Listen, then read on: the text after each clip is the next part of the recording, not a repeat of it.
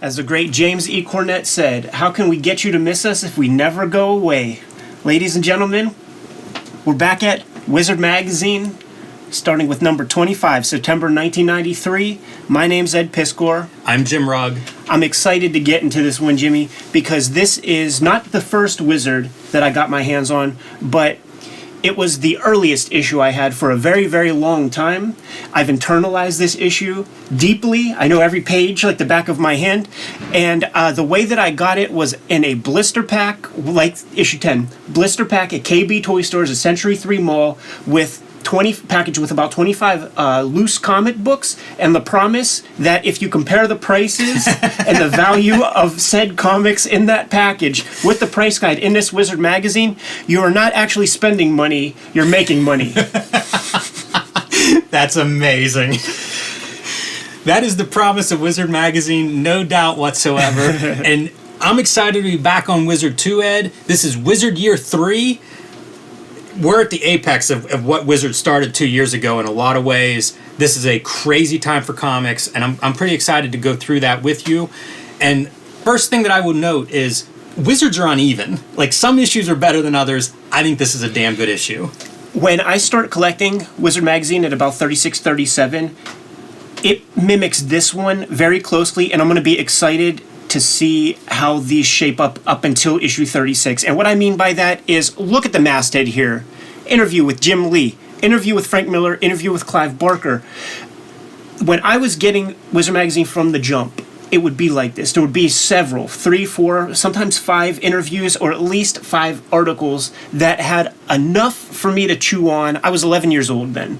Enough for me to chew on, to have some marching orders, to develop some education on this comics thing, man. So this was integral to me, and I have the contents of the poly bag that came, all the stuff that came packaged with this exact issue, and it's very timely. I might say, man, a Deathmate card, the U-Demon by Nelson, not one but 2 Shadowhawk cards, but this is what roots it in a period of time. A fucking pog. Man. I just diminished the value of my fucking wizard shit, man, for you Kayfabers out there. But increased your fun quotient. Now, you don't make money by saving money. It sounds counterintuitive. You make money by spending money. And Gareb Shamus owned about 3% of the comic book marketplace in the year 1992. He's going to expand. And one way he's going to expand is by teaming up with his pals at Marvel, who now own Fleer. And he's going to start a sports magazine. I've never once seen this thing in the wild.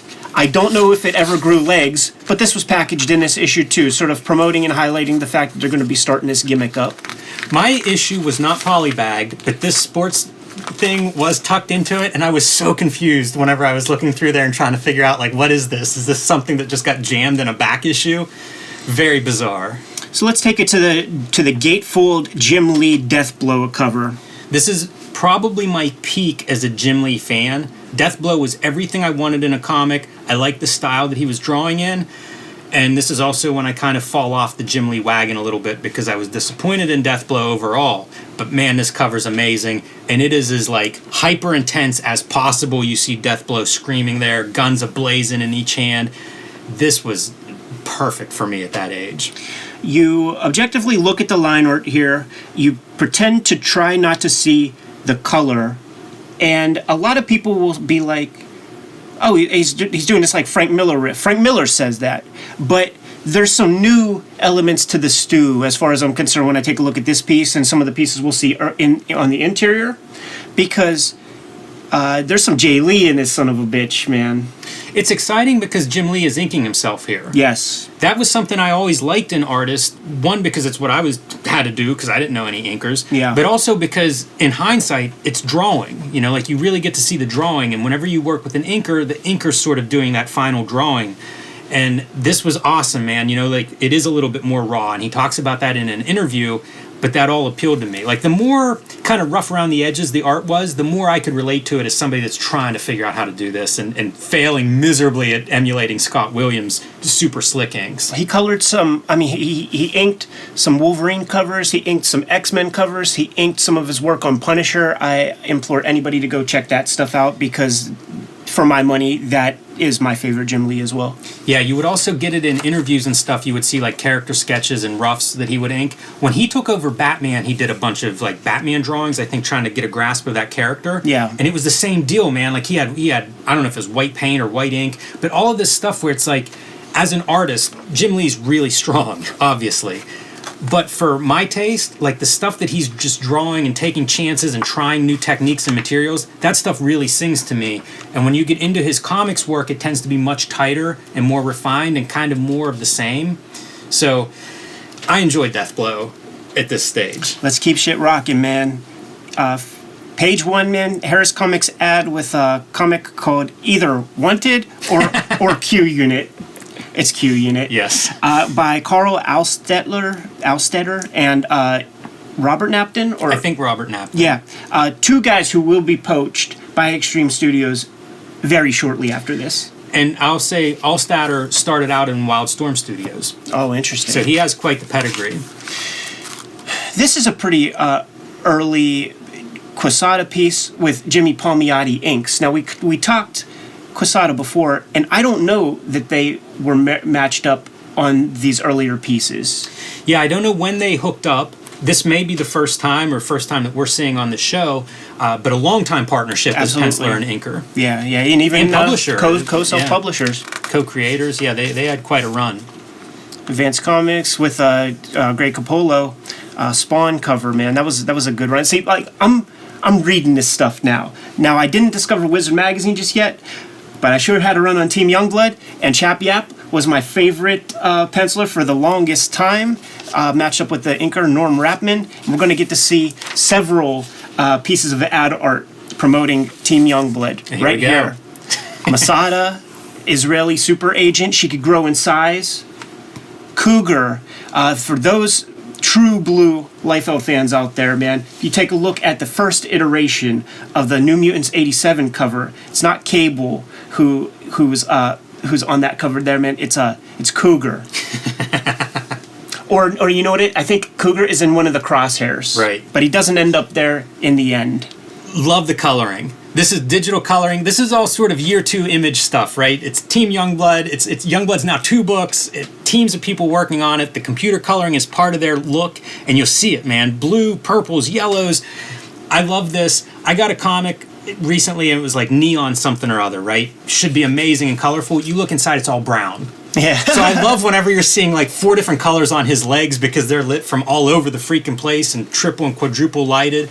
Very, very fun. One of the reasons I really dug Chap Yap was because he was about 18 years old right here, maybe 19, and that was a huge motivator for me. 11 years old, 12 years old, man, just had a couple more years to go before I get to be a professional cartoonist.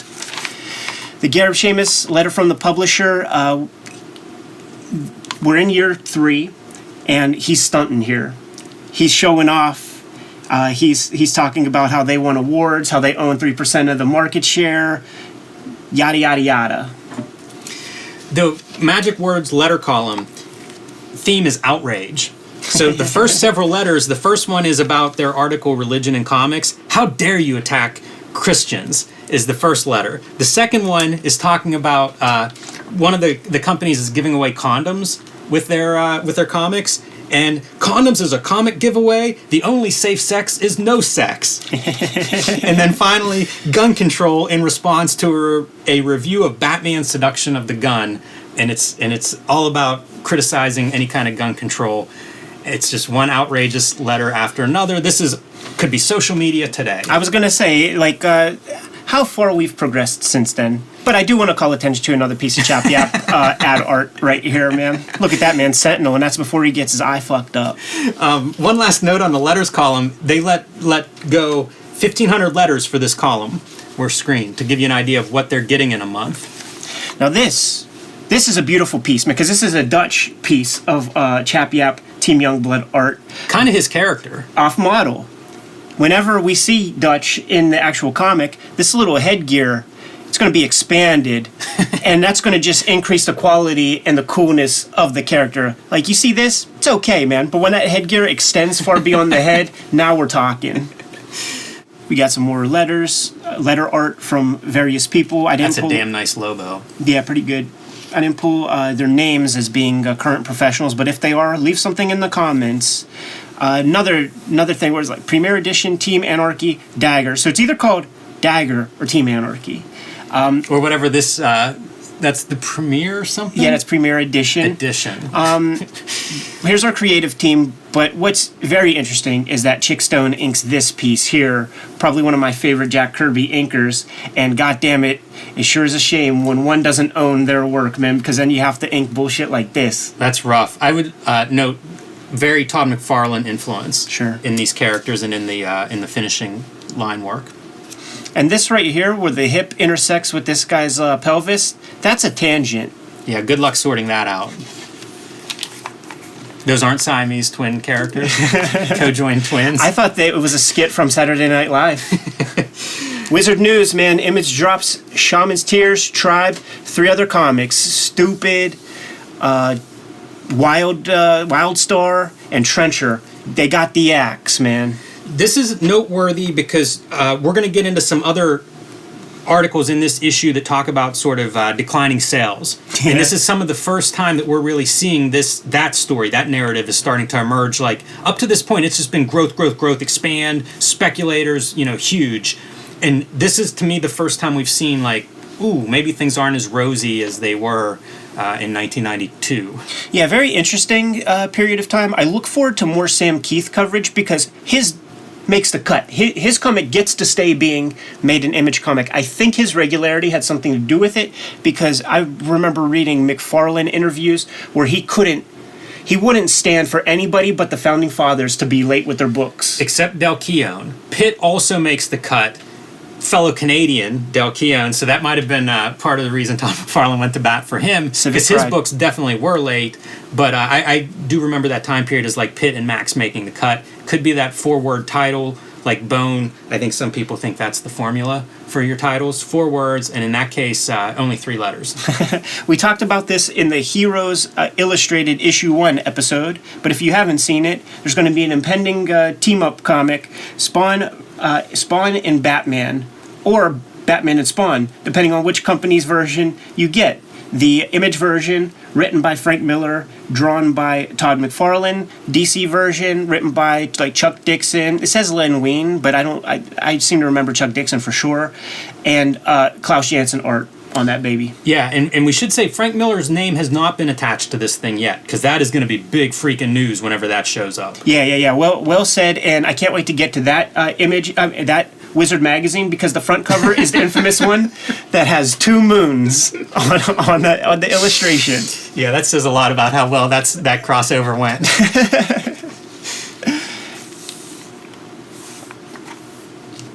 This book, Comic Book Rebels by Steve Bissette, is something I don't know about, and I would love to get my hands on. Yeah, it sounds great. There are interviews with creators such as Todd McFarlane, Frank Miller, Dave Sim, Neil Gaiman, Alan Moore, Kevin Eastman, and Peter Laird. That's a Hall of Fame line. That's Murderer's Row of Cartoonist, especially from this era. Steve Bissette, a guy we've talked about a lot on this channel. Influential, thoughtful, great artist, historical figure in comics. So seeing him interview those guys, pretty cool. I'd be curious to know more about that book. And also, first mention of Tyrant.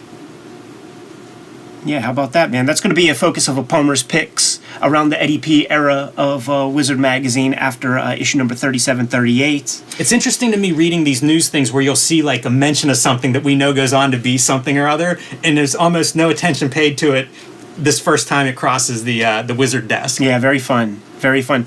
E-Man returns. This is one of the early creator-owned comics. Joe Staton. It had a tenure at Charlton, had a tenure at First Comics. It's coming back yet again by I have no idea what publisher, and I actually don't know if it came out. Yeah, I'm not sure either. I've mentioned it before, but Eric Larson was a big E-Man advocate. That's how I would know about E-Man. Sega gets a rating system, and this is when basically the video game industry mimicked the comic book industry of the 50s, where the government starts to get a little nervous.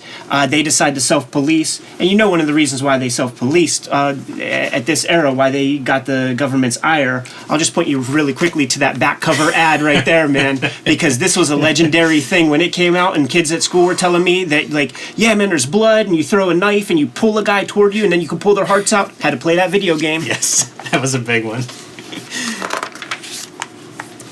No other real news here from me. How about you, Jimmy? Oh, you know what? I missed one on the previous page. Yeah. It's a 1993 UK Comic Art Awards, and the best artist is Colin Mitchell. This is a name I didn't recognize, whereas like everybody else, you know, it's Peter David, it's Joe Quesada, people in books I was familiar with.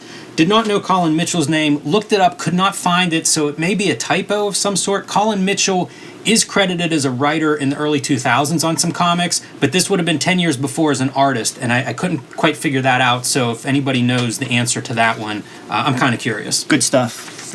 Here's a fun marketing scheme by Jim Shooter, man. He's going to give $1,000 to somebody at the San Diego Comic-Con, man, who has the best version of a Plasm character costume out there. I guess, man. I guess.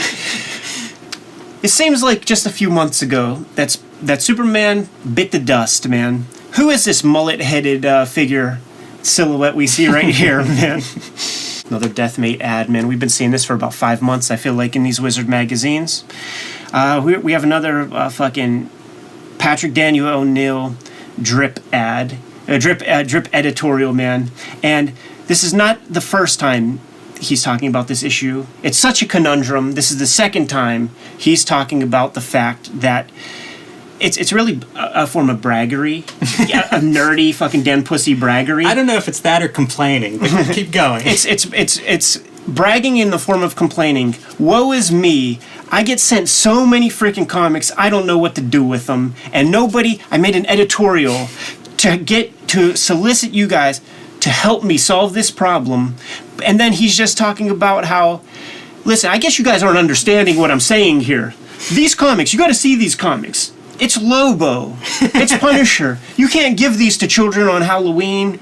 You can't give them to a nursing home. You're going to give an old person a heart attack. This guy's a douchebag. How much must he hate his job as editor at Wizard?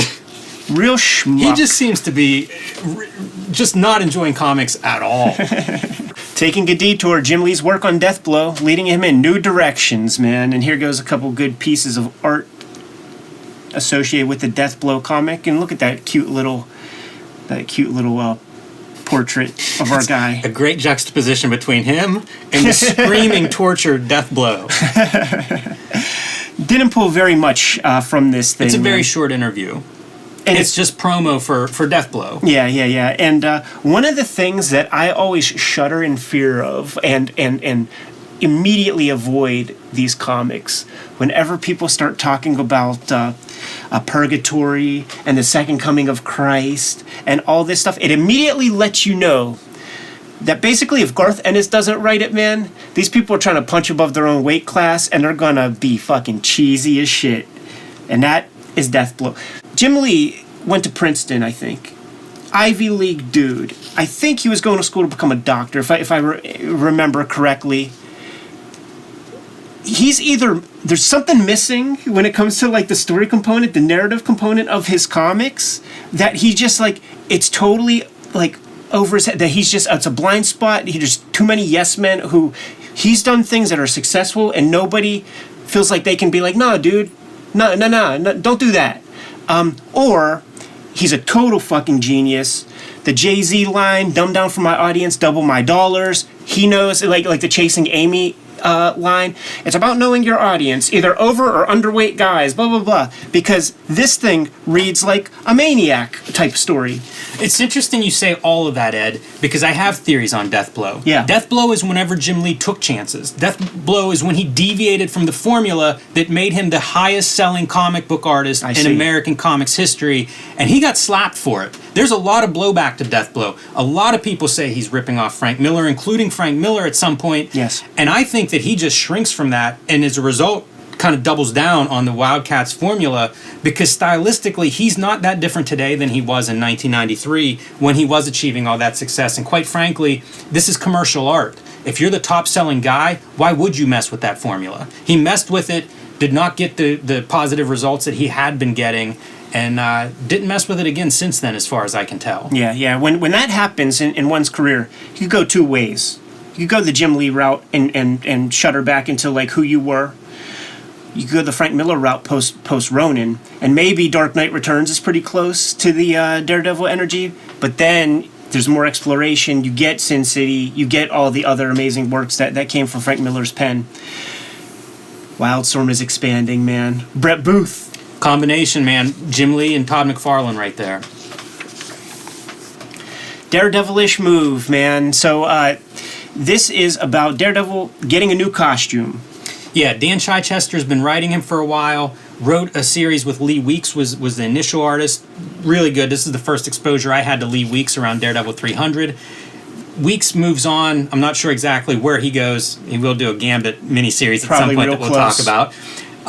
Scott McDaniel takes over as art. Kind of a hot guy, also doing certain things that were stylistically similar to Frank Miller's Sin City. That was a big influential book when it came out. A lot of guys kind of adopted that style. I have sketchbooks full of me trying to imitate it. McDaniel's an interesting cartoonist, one I followed. They bring back Elektra. They're just trying to sell books, of course. That's the job. This is the second mention in this issue of declining sales, and he talks about the sales on Daredevil just weren't any good, so a lot of these changes are an effort to try to get sales up. Sales were terrible. Not a gimmick cover or a #1 or foil on the cover, what are you going to do? The sales were terrible. Only 90,000 copies a month. Yes. Well, look, man, those image books, some of them are approaching 1 million copies a month. So yeah, I get all that. It's all relative. I'm just forward thinking to our days right now, man, where people would kill their mother, man, I'd be excited to hit for 90K. No doubt about it. The coolest part of this article for me is just all the costume iterations. I was not a big Scott McDaniel fan.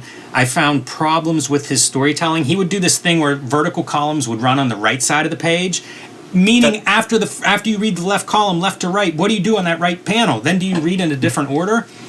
Vertical columns got to be on the left if you're reading Western style.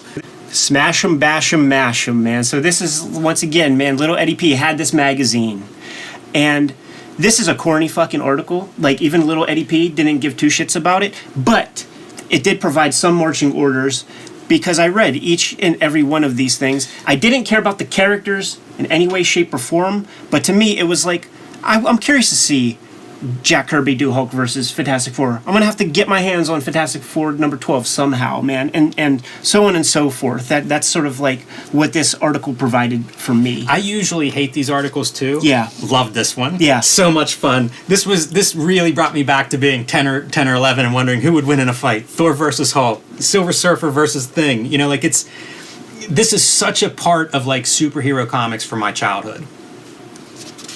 Couple things to sort of make note of. This is going to be the first mention of Miracle Man versus Kid Miracle Man, 1415, and then they have like, the synopsis and all that. In this issue, it's still basically valued at cover price, maybe a quarter or two more. There's going to be a Wizard Market Watch, or like the good and cheap article in a future issue, and when that is highlighted there, we're going to start to see the escalation in the value. The other thing I have to point out is young Eddie P, little 12-year-old Eddie P, didn't have the sophistication to appreciate this Gil Kane piece right here. It's the first Gil Kane I probably saw consciously with a name attached, and I'm like, what are these little rubber men? That is a weak freaking Hulk. They look like little plastic toys or something, man. I had to grow to love this right here. The other thing that was a product of much debate between me and my good pal Jason when we were growing up was who could draw Venom better, and I took the stance that McFarlane didn't do a very good Venom, and this right here, it's very conservative. I like to see the mandible jaw extend far beyond the sternum, and far more teeth and a tongue sticking out with green jism all over it. Lobo versus Captain Marvel. I did not realize this happened, so this is one that I plan to track down today in real time. There are some great things that are listed in this article. Muhammad Ali's Superman was one that stood out to me. Hulk versus Juggernaut is listed in here, and I actually read that comic this week because I was so excited. It's like, that's a great matchup. You know, these really are sort of the wrestling moments of comics. One that is on the list, Punisher versus Wolverine. This Punisher War Journal is probably one of the first 5 or 6 comics that I bought. Read the shit out of it. Very well read. Yeah, they get that limp quality after you read them several times. Love the color. This is early Jim Lee, we're talking about. I got very lucky with some of the early comics I picked up because I didn't know any artist at the time. Good stuff.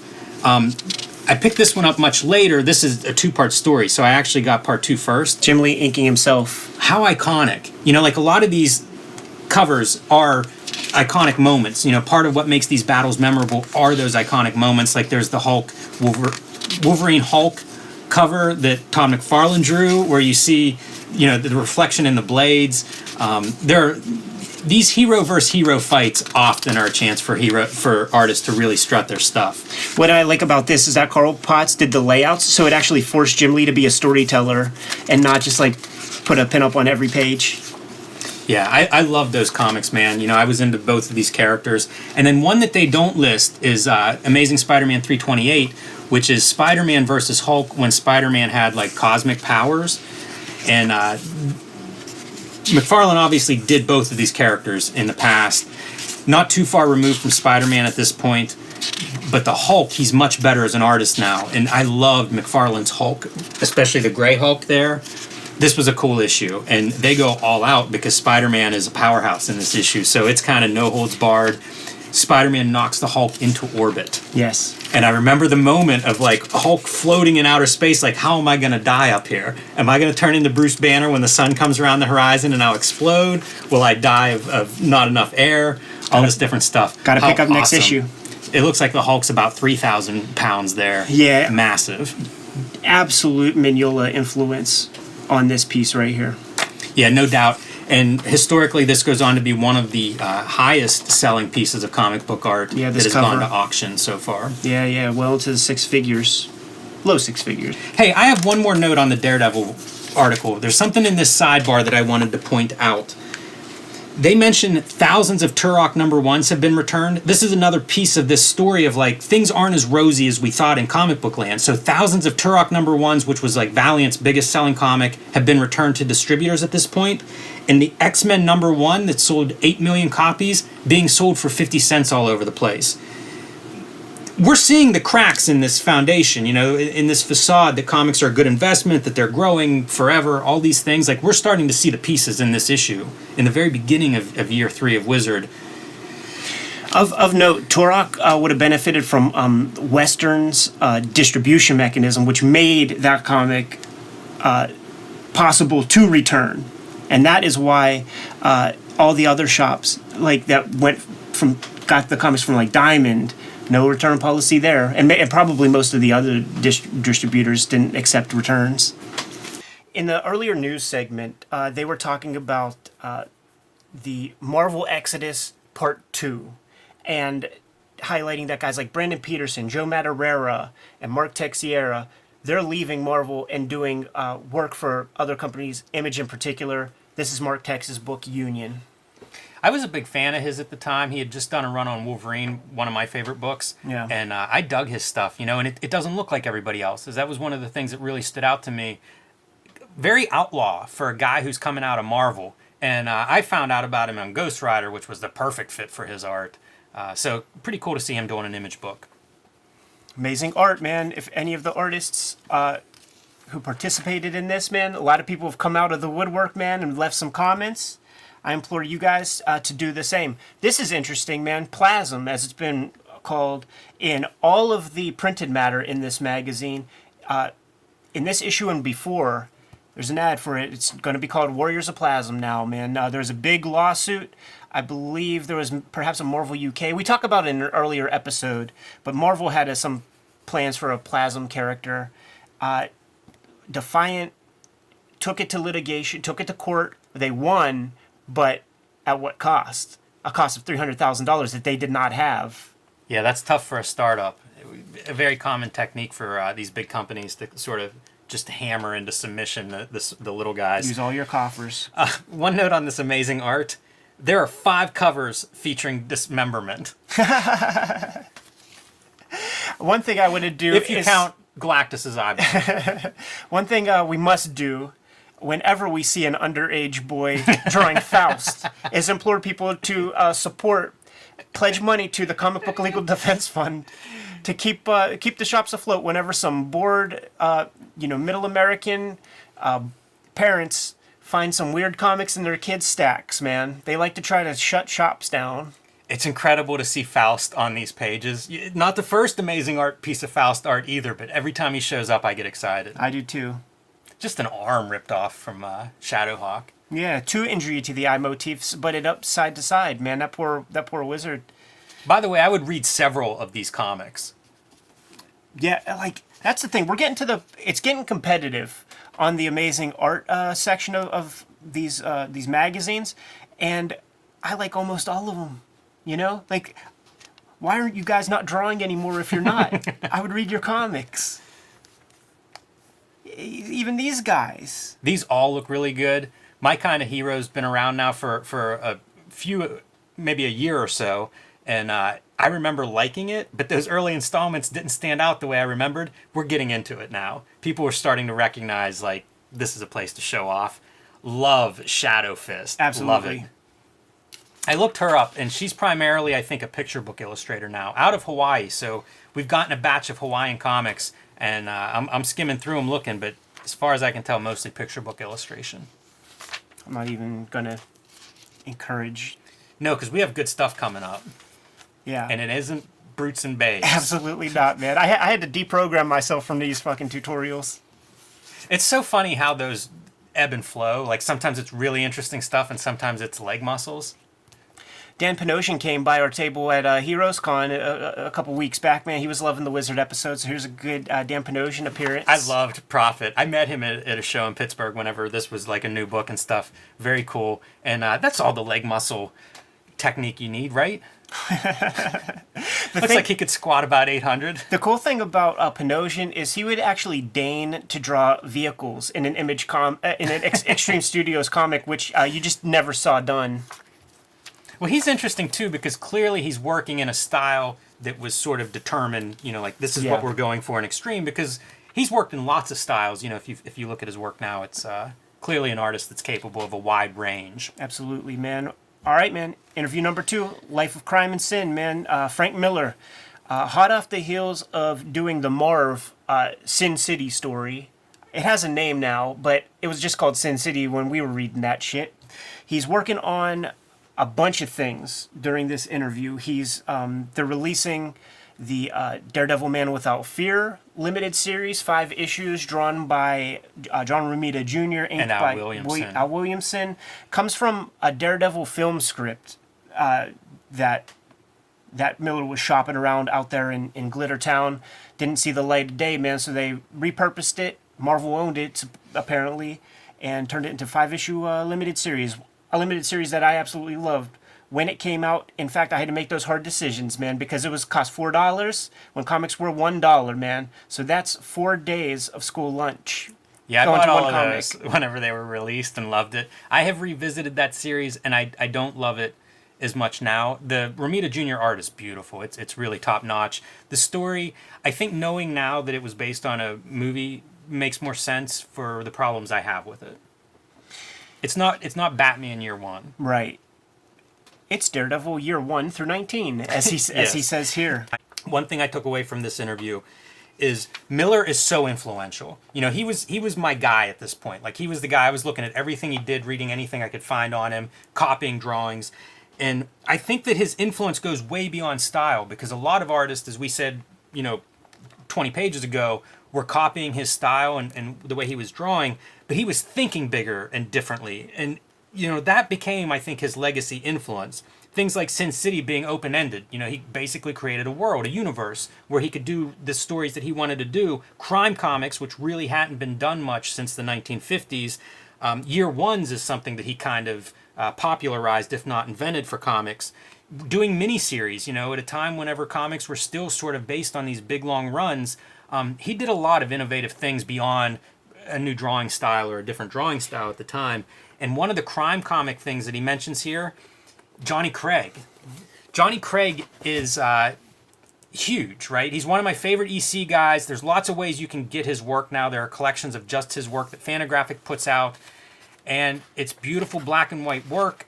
Was he an editor of crime suspense comics? He would write his own strips. Okay. So he's like the one guy who would write and draw his own comics in this series. And this is one of his famous ones. The reason I pulled this, the big fingerprint. But he would just do these crime stories that were lurid and very similar to the stories that Miller's also referencing in terms of what he's reading. Johnny Craig did a lot of the covers, especially for the crime comics, including some of the famous ones from the 1954 Senate hearing of like the decapitated head and the bloody axe. This is one that you can see footage of Bill Gaines, sort of defending that it's in good taste. That's a Feldstein. Yeah, that's Feldstein. No, that's that's Feldstein. Yeah, this interview was huge for me. I just discovered Sin City at a collection. I never read it in Dark Horse Presents. I was picking up Dame to Kill, which is what he's working on here as a limited series. So every single name that Frank Miller is referencing, I am now on the hunt. So I started grabbing those EC books. They're talking about the differences between crime stories and mystery stories, and names are coming up here. James M. Cain, Raymond Chandler, Dashiell Hammett, Mickey Spillane. It's the first time I'm seeing these names. The who's who of crime noir. Gumshoe detective fiction, and I immediately I write these names down, and my mom was thrilled that I read. Thrilled, like she loved it. I think all parents should be. I think so too. Like, but don't worry too much about what the kid's reading. I had this list, and we had an amazing paperback store, used bookstore on 8th Avenue in Homestead called Alpha Used Books. Shouts to that little old Vietnamese dude who ran that place. I'm sure he's well dead at this point, but here's his legacy. Absolutely, man. Because I ran out. These are the ones I kept because Mickey Spillane was my favorite of the Hammetts and the Chandlers. Like Chandler creates the motif, right? But Spillane makes that shit sing, man. And imagine being 12 years old with covers like this, Jimmy. Great stuff. Great stuff. And I think the price is still on some of these things, man. 89 cents. These paperbacks are so readable, too. Like, if you can get somebody that points you at, an interesting subject or genre like crime stuff, if you're into Sin City, it's a godsend. That's Mickey Spillane right there, man. Almost like adorning Mike Hammer accoutrement. He probably... Love this minimal colors. Vengeance is Mine. What a great title. Yeah, man. The original, the OG, this is the one that set it off, the first Mike Hammer story, man, I, the Jury. And this is an old-ass fucking book, man. Yeah, these things are awesome. Look at that. Yeah, so, like, I ran out probably that weekend. Mama Piskel, man, took me down to the Alpha Used Books, and I read these things and reread them, man. All on the strength of this interview right here, man. Yeah. And you know what?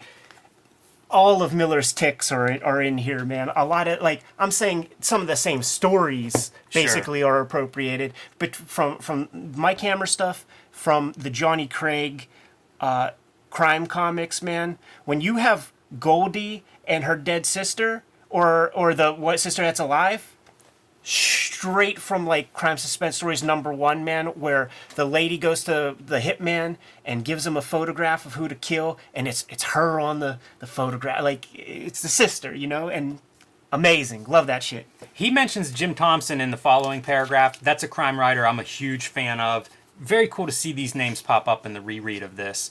I would add, if people are looking for crime fiction writers, Charles Willeford is somebody I would highly recommend. And Miller calls him out in other interviews too. Yeah, that's one of my favorites. Elmore Leonard is a guy that I like. Very prolific there. At this point, Dark Knight Returns must have sold several million copies. Frank Miller does not have to do anything, but his output is tremendous here. He's working on yet another Martha Washington story with Dave Gibbons. Big Eye and Rusty, the Boy Robot, is announced, working with Jeff Darrow. on top of the Sin City miniseries and the Daredevil stuff he's doing. So it's like he's got a full plate. Yeah, and there's a lot of Elektra Lives Again art in this article, Sure. so that had to have been released around this time. I think he drew that more in the late 80s, but it's finally seeing release. Like, I remember whenever that came out around this time, and I was super excited to get more Miller artwork, and Miller and Lynn Varley, so, reuniting the Dark Knight Returns team there. A couple of very brief things. One other piece on the crime fiction is he connects, they talk genre and mystery and crime, but also superheroes and the whole morality of crime fiction versus superheroes. So that's kind of an interesting connection, genre connection. In the case of Big Guy and Rusty the Boy Robot, they talk about kid comics. And this is interesting because the interviewer says, there really isn't any, like kid comics have been forgotten in the direct market. And so they talk about that a little bit, and Miller's just trying to make good comics that could be read by anybody. You could give it to an 8-year-old, in his words. Interesting how things have changed. It's good to see that kid market come back, the all ages market come back. I think that's really important, but it kind of died out at this stage. One other huge Eddie P influence that Frank Miller provided here, for me, is I can sit down with a tape of Astro Boy and have a grand old time. First time I ever saw the name Astro Boy, of course there were Now comics, there were some other things, but I never looked at that shit until like Frank Miller gave me the marching orders, man, and I discovered Tezuka because of this interview. Yeah, that's a good one. And the other piece that he highlights for kids comics is the quality of Calvin and Hobbes and the idea of, not pandering to that audience and doing quality work. So it's a hell of an interview. It covers a lot of ground and a lot of places for a young reader to sort of like go and dig deeper. I read this interview dozens of times, man.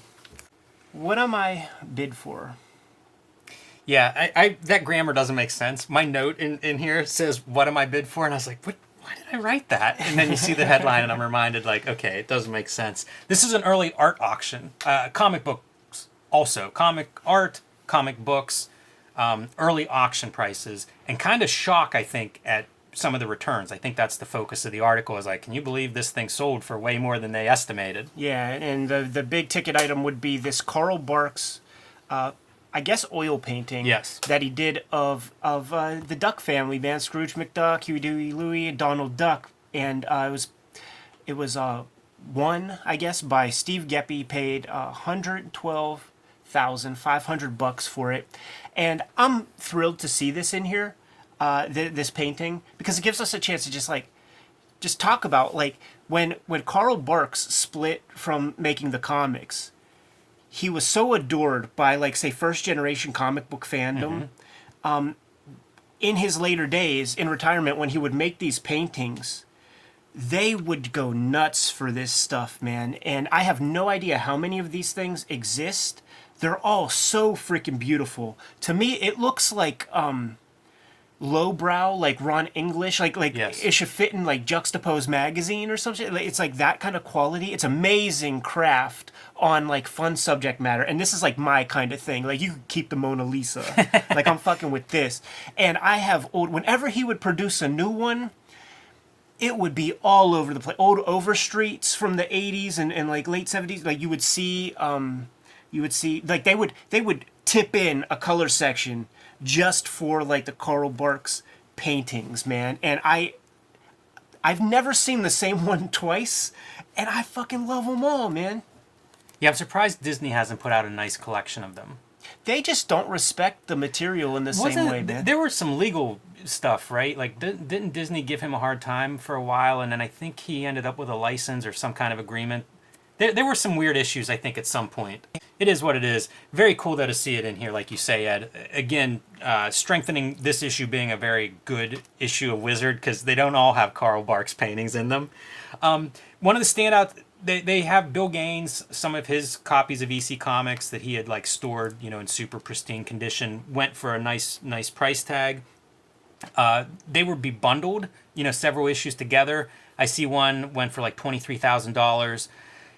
The reason I mention that number is the thing that I would get if I could bid on any of this stuff, buy any of this stuff. Watchmen covers 1 through 12 went as a package for $17,250.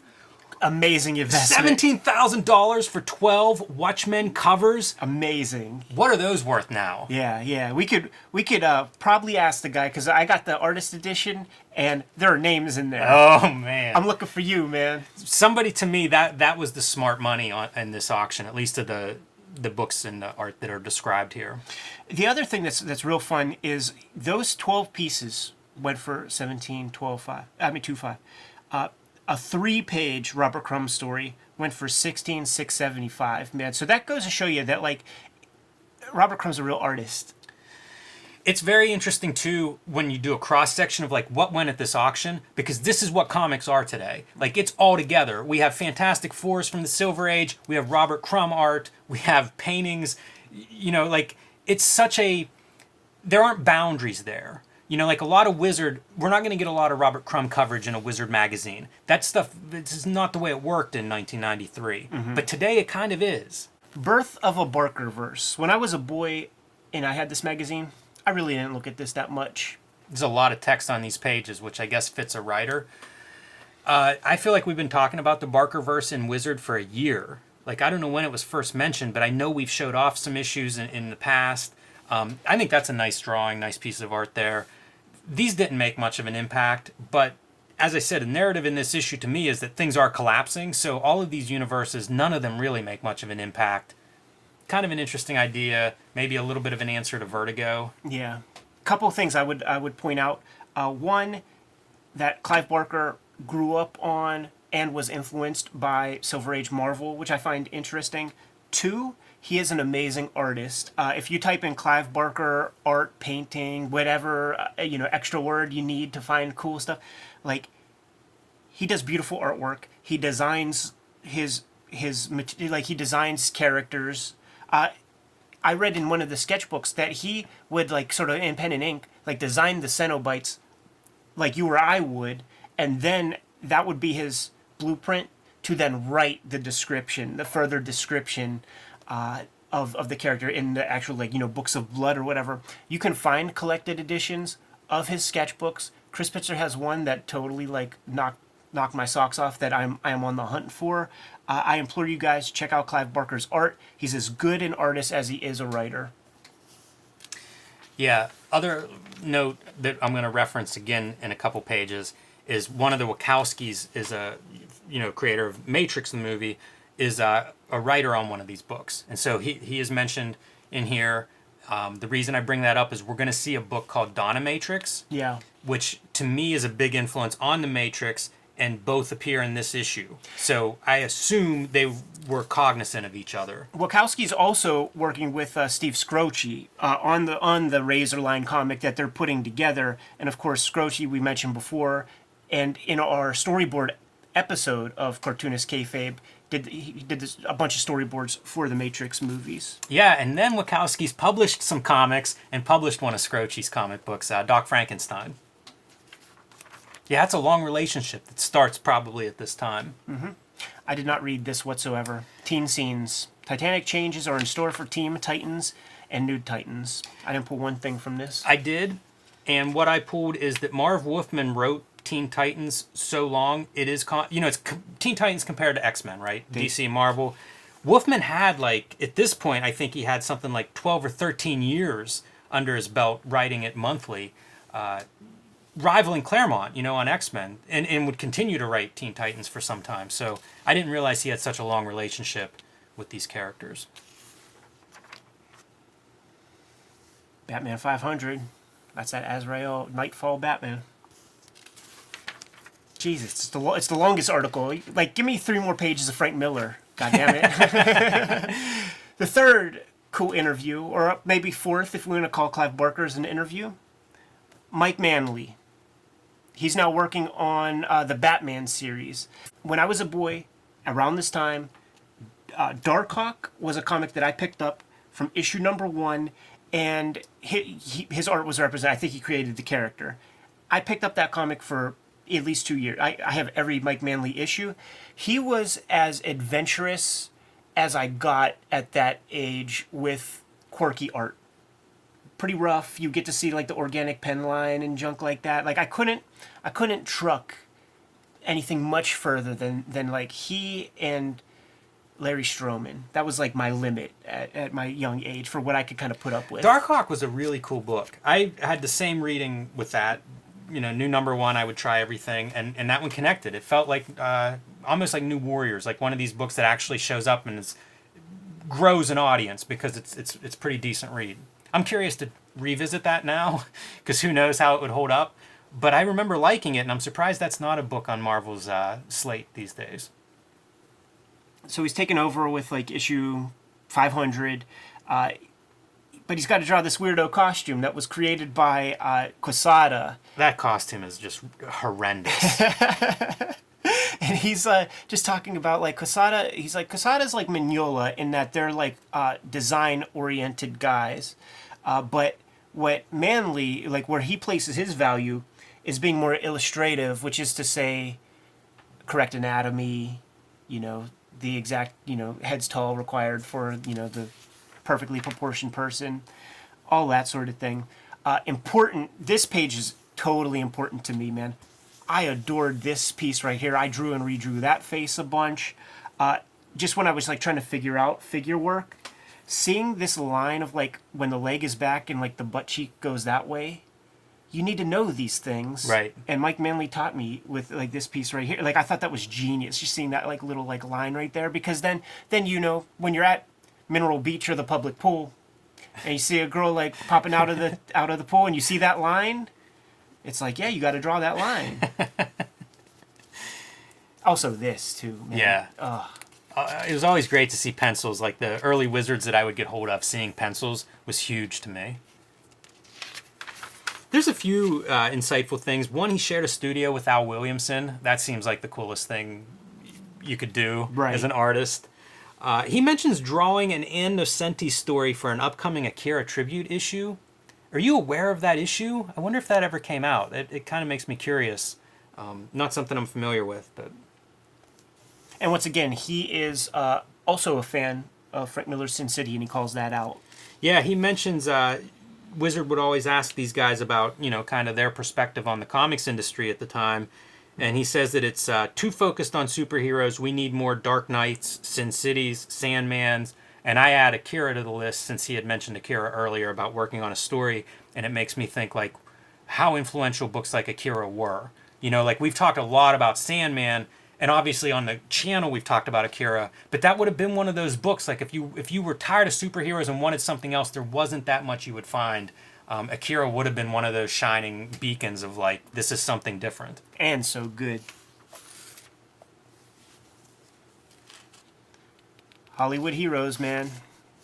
I didn't pull much from this. Mask is mentioned, the Jim Carrey Dark Horse adaptation. I think that's one that's a little forgotten in the history of the movie stuff. Time Cop with Van Damme is mentioned, another win for Dark Horse Comics. Look at this 10-page Malibu Comics ad. That's ridiculous. Although I like Barry Windsor Smith, but I still think that's a questionable choice. They must have bought that ad like he signed the day before this ad was due because there's no Barry Windsor Smith art to show off for Ultraverse, but they want to get that out there.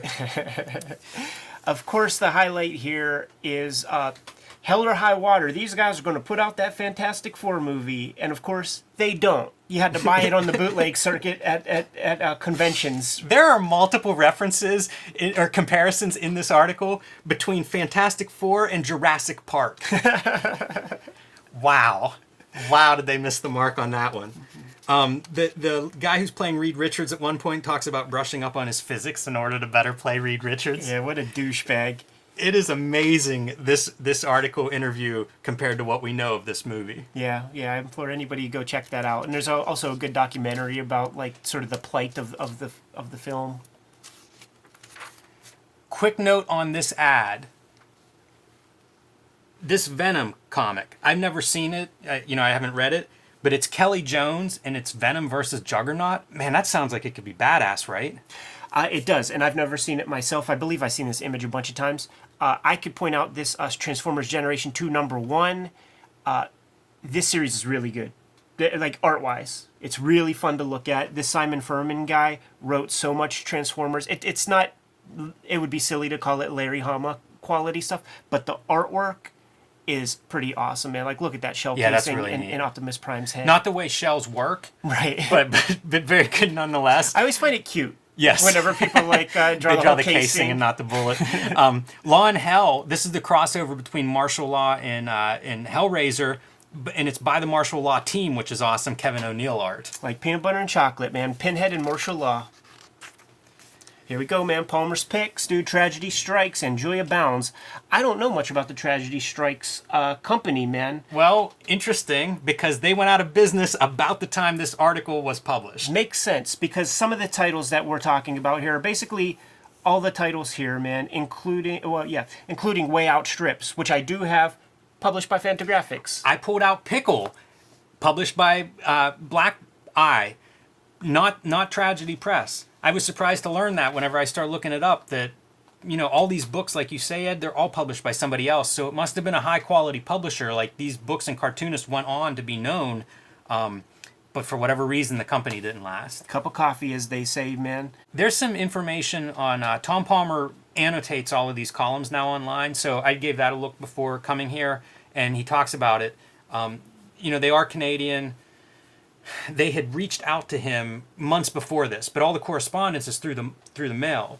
So like by the time he gets this column written and then in print, like almost a year has passed from the original correspondence, and like we said, they're basically going out of business when this is seeing print. Yeah. So a couple more call outs, man. Sin, collection of mini comic work by Jay Stevens. Jay Stevens is going to get his own feature in these. Basically, all these guys will get their own Palmer's picks eventually. Carol Swain, Way Out strips. She's somebody I'm still curious about. She's an enigma to me. There was one collection of two comics in the local library when I was a boy. There was Stuck Rubber Baby. Mm-hmm. That would be everywhere, and we always forget to mention that one but that was everywhere. And there was a collection called Mind Riot with a Peter Cooper cover, Peter Bagg introduction, and just like an anthology of a bunch of younger young upstarts, and her comic in there really captured my imagination above everybody else. I think maybe Phoebe Glockner was in there as well, who I really responded to and dug, and a bunch of other people I can't think of right now. But I've known about her work for a long time. She colored Skin by Brendan McCarthy. Who is this woman? I need to know everything about her. I've never read an interview. She's been around a long time. And everything I've ever read by her, I absolutely love. Yeah, great cartoonist for sure. Didn't realize she was that mysterious, but I haven't read any interviews with her either. So there you go. And I'm just so curious. Pickle is Dylan Horrocks. Yes. And eventually, like in the Black Eye version, Hicksville appears, and it's kind of noteworthy because Black Eye published a lot of cartoonists, like Jason Lutz, who did Jar of Fools for them, but then would go on to do Berlin, which Drawn and Quarterly does. And there's a litany. Matt Madden, Tom Hart, a lot of these guys from the 90s. They published basically like 92, 93 to 97. Chris Pitzer, AdHouse Books publisher, who we're friends with, speaks very highly of them. I think they were one of those companies that showed up and kind of advanced the production and the quality and the design of comics, or at least the comics they were making. And so they did 10 issues of Pickle, finished around 97. Horrocks takes Hicksville, does collection on his own, and I think maybe Drawn and Quarterly has that now. They recently funded a crowdfunding to do issue 11 because they had all the work from back then, and for whatever reason that issue just was never published, and now it's available. That's cool, man. Let's put a pin in it because we're going to be talking about basically each of these guys in a future Palmer's picks. Toying around, Brian Cunningham, man, cruising with Hot Wheels and Matchbox, man. We have an anniversary here in 1993. 40-year anniversary for Matchbox cars that were originally created in 1953, and Hot Wheels came in effect in, I believe, 1969. Yeah, so there's also mention of the Spawnmobile is doing I believe a Hot Wheel edition, 50,000 copies. They talk a little bit about production. It's getting like 3 times the amount of paint that a typical Hot Wheel car receives. It's also the first mention of McFarlane making figures. So not officially McFarlane toys, but kind of like the first, again, in retrospect, we know that goes on to be a big thing. I pulled this off of my shelf. This is M. Sasick. He's a children's picture book illustrator. We looked at in our picture book episode a little bit. Known for a series of books on cities, like this is Tokyo, this is New York, this is Paris. he was commissioned by Matchbox to come to the Matchbox factory and make a book about the way Matchbox were created. Kind of cool. Yeah, super cool. And so it seemed like I don't know when else I would ever get to show this off, but why not? I always love those episodes of Mr. Rogers whenever he would show like how crayons are made. Yeah, and his stuff always stands out to me as being almost weird comic book-like because there are multiple images per page with text. So I seen old interviews with Ice-T in his mansion, and he had this pit statue. No way. He absolutely No did. way. Yeah. That's awesome. Yeah, he's a cool cat, man. He plays Xbox and shit. Good and cheap. Amazing Spider-Man 231, 232. They don't really give that great of a reason to pick these comics up, but I would say it's worth it for some early John Romita Jr. artwork. Really fun to look at stuff. Wizard Comic Watch, Weird Mystery Tales #1. This is something I didn't know. I thought that Neil Gaiman created the character Destiny as part of the Endless, but Destiny actually appears, his first appearance is in this issue, so that's kind of cool to me. And then they're calling out Magus Robot Fighter #3 for some reason. These picks are interesting because I have no interest in them. Yeah. Sometimes they're loaded. We saw a Second Life of Dr. Mirage cover for Hero Illustrated #1, which seems like a primo position, but otherwise kind of stark in the ones they call out. But there are some good titles in these more picks. Yeah, we have Gen X #1. Well, it's just called Gen X, so not even a #1. But of course, that's going to be called Gen 13, and that's going to take the country by storm. Really launch the career of J. Scott Campbell. I think that's a huge book for Wildstorm. Totally. That book seems like it took off. It had, it was a big piece of the future, I think, for that company. And I don't know that anybody knew it here, considering it's in this back section behind Deathmate Epilogue. But I think in hindsight, that's a big one. 1963 #5, Horus Lord of Light. This may or may not be the Chester Brown contributed issue. Yeah, I believe it is. Thunderstrike #1, our guy Ron Friends is getting in some of that #1 royalty checks and shit like that. If you guys didn't hear our Ron Friends shoot interview, make sure you scroll through the channel and take a look at that because we ask him the hard questions about Thunderstrike #1. Yes, you get the inside scoop on this 25-year-old book. What's that Super Patriot comic you got there, Jimmy? All right, Super Patriot #1. This is Dave Johnson, mostly a cover artist at this point. This was the first time I ever saw Dave Johnson. This is one of the Eric Larson Savage Dragon Corner titles, Super Patriot being one of his creations. I loved this book. This one surprised me. Larson did something different than Liefeld and Lee. He would do books that were in totally different styles. Like, he didn't have a stable of guys that draw like Eric Larson, and maybe guys can't draw like Eric Larson. If you've ever seen him drawing in person, it's not how you hold a pen. It's amazing, but it's very different. And but he would always get these artists that I thought were very good, and I always responded to the stuff. And Super Patriot was like the first of these. And I just loved Super Patriot. I thought he looked cool, and Dave Johnson was the perfect guy for him, man. And his arms would turn into like mini guns and all kinds of cool stuff. Yeah. Eventually, I believe Joe Madureira is supposed to have drawn an issue of Vanguard. I've never seen that. By the way, I love the images of Shadowhawk. I think that's mentioned in this Wizard. We're going to get to it, but we won't see that image. But it's Keith Giffen doing that style he does in Trencher, so kind of a fun period for Image. This month's #1s, Jimmy. Only one #1 matters this month, Ed, and it's Donna Matrix. There it is. The perfect killing machine. And I'm going to tease a little bit and not go through this too much, because we're going to do a special on this book and on Mike Saints, the artist, writer, creator of this book. He is also the guy behind Shatter, like the first computer-generated comic, and also the Iron Man Crash, which was a Marvel-published computer-generated comic. Did he also do Batman Digital Justice? No, that is not him. But that came out about the same time as the Iron Man Crash. I'm into this book legitimately, so I'm excited to talk about it. Mike Saints is kind of a really interesting resume, so we'll get into that in its own episode, and maybe if things line up, there'll be a link below this episode to that one. There's Stupid Heroes from Mirage. This is Peter Laird's comic, very Jack Kirby inspired. Yeah, that gives you a good clue into like where the Peter Laird contribution to the Ninja Turtles comes into play. Let's play that age-old game. It's been too long. James Rugg. July 1993, of the top 100 books, I ask you this question. In the top 10 of sales, How many DC books are in the top 10, Jim? 0. They're not maiming or killing any of their major characters this month. Well, how about Marvel, man? It's been an institution around for about 30 years at this point. 2. Okay, well then how about Image Comics, which has been around for a little more than 1 year? 6. And if we were being totally accurate, actually no, yeah, Valiant has 2 because of the Death Mates. Yeah, it's fun tracking this stuff. It's incredible.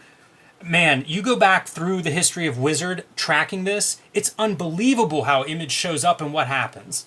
You know, we take it for granted because you watch this stuff. At this point, in hindsight, we know what happened. But when this was happening and unfolding in real time, imagine the people who were shitting their pants as this came to be. Everybody's just predicting doom and gloom in the end of Image from before they published one comic, and now they're a year in and they're dominating sales. So freaking weird. And I'm taking a look at some of these titles, right? So, comics like Detective Comics Annual 6... are getting beat out. Let's see. Fantastic Four issues are getting beat out. Silver Surfer is getting beat out by Ultra Monthly Magazine #2 and Valiant Reader's Guide. I don't know what these things are, but I bet they're just a pile of feces. Yeah, not comics is my guess. Yeah. Top 10 for August 1993. The thing that I just want to call it a little attention to is how cool that Kelly Jones cover looks, man. Like he drew just the most oddball covers, man, with in that Bernie Wrightson kind of school. But the way he tackled Bane, I wish Bane looked like that on every page. It's the reason I want to see that Venom book by Kelly Jones. Right. I rarely look at this Wizard Market Watch thing because it's all that bullshit about getting kids to invest in different comics, so I don't care about that. But we have the Wizard Top 10 hottest artists right here. And for the podcast subscribers, I'll call out the names. 1, Todd McFarlane. 2, Jim Lee. 3, Rob Liefeld. 4, Silvestri. 5, Joe Quesada. 6, Jay Lee. 7, Bart Sears. 8, Sam Keith. 9, Mark Texiera. 10, Neil Adams. That's pretty impressive because we do 6 Image books in the top 10 of sales. How about 8 of the hot 10 artists working for Image? It's been a while, Jimmy. So, man, let's take a look and see, as kind of a control. We'll take a look at what Miracle Man number 15 is, man. Just because that price is gonna pump up soon, and I think we're gonna be able to witness where and how that takes place. So, Miracle Man 15, still $2, and just for my own edification, I need to see where my 2 copies of New Mutants 87 are. $74. First appearance of Deadpool, $15. See, that one's moved up a little bit. A little bit, man, maybe $3. Although not much movement, no up or down sales on most of these pages. Well said, man, and that's once again another highlight of this tumultuous time in the speculator market. How about we gotta mention this Shadow Man bullshit with in issue 19.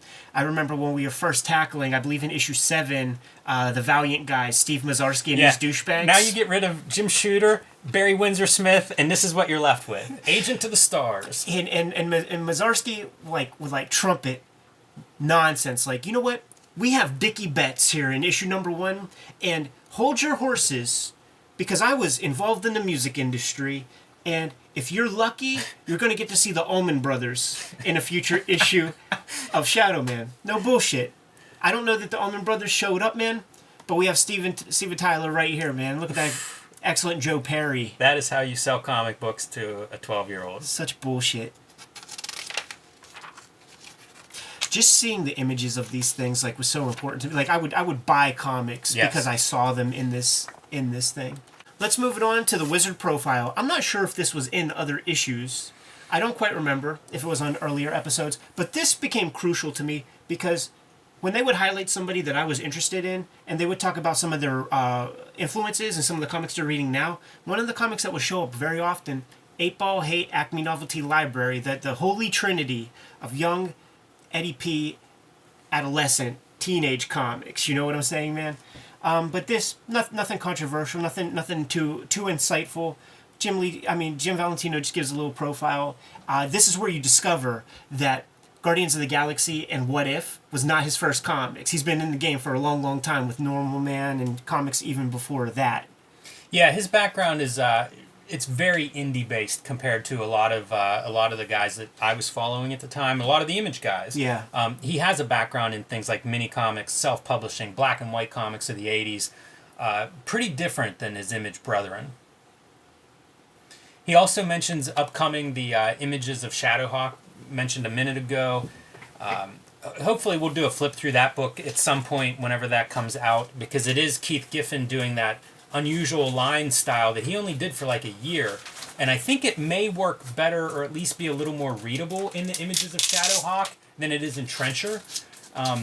The limited color of Shadowhawk, I think, fits that style a little bit better. But for my money, like, those are my favorite Shadowhawk comics. Jim, this was a fun issue, man. We close out with this great. We didn't bury the lead earlier, this Mortal Kombat ad, but I don't know about you. I'm excited to get back to doing these Wizard magazine episodes on a regular basis. Yes, I think this will be a fun year. It started off with a bang. Be curious to see what's coming up. Well, here's what's coming up next week on the Cartoonist Kayfabe channel. Same bat time, same bat channel. Issue number 26 with some Larry Stroman, Life After Image. We're going to talk with the Spidey Jobbers.